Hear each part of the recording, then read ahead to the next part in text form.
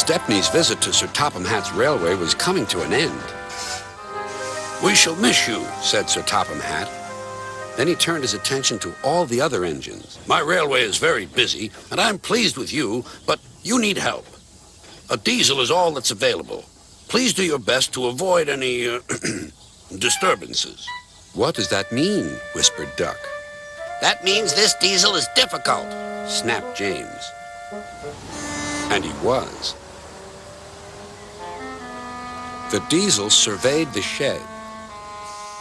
"Not bad. I've seen worse. At least you're all clean." The engines glared.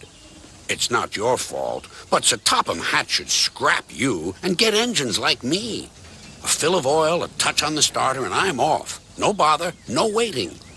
They have to fuss round you for hours before you're ready." The engines were furious. Next morning, they held an indignation meeting round the turntable. "Disgraceful. Disgusting. Despicable. To say such things to us," cried Donald and Douglas. "It's to teach them a lesson we'd be wanting. Now, how do we do it?" Their chance came sooner than expected. The diesel was purring comfortably. An inspector watched a fitter making final adjustments. The wind tugged at the inspector's hat. The diesel was ready. "Look at me, Duck and Stepney. Now I'll show you something." He rolled proudly toward his coaches. Then it happened.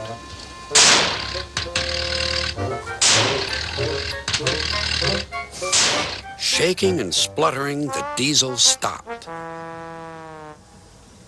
Meanwhile, the inspector was looking for his hat. The diesel seethed with fury as Duck and Stepney pushed him back to the shed. "My hat!" exclaimed the inspector. "You've sucked it through your air intake." "Bother your hat. The heavy train's due out. You'll have to take it, Duck. Stepney, will you help, please?" "Thank you, sir," cried Stepney. "I'd like a good long run on my last day." The engines were soon ready. "Gordon will take over from halfway, so get the train to there. Good luck." "Don't worry," smiled Stepney. "We'll get there, and be early, too." The cavalcade moved carefully over the rails and out to the open line. "Now for a sprint," puffed Stepney. "I'm ready when you are," replied Duck. Soon they were whizzing through Edward Station. And next they charged at Gordon's Hill beyond.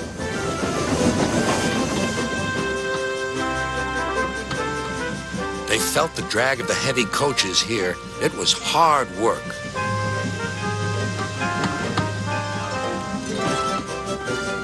At last, they were running smoothly along the line toward the big station.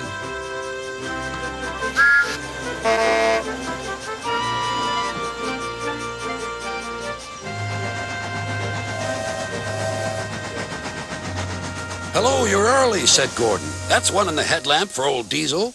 James says he's sick as boiler sludge and sulking in the shed.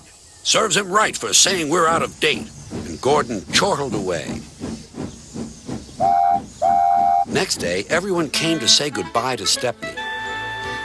"Come back and see us soon," whistled the engines. "And you are always welcome on my Bluebell Railway, too," replied Stepney. Then he puffed away.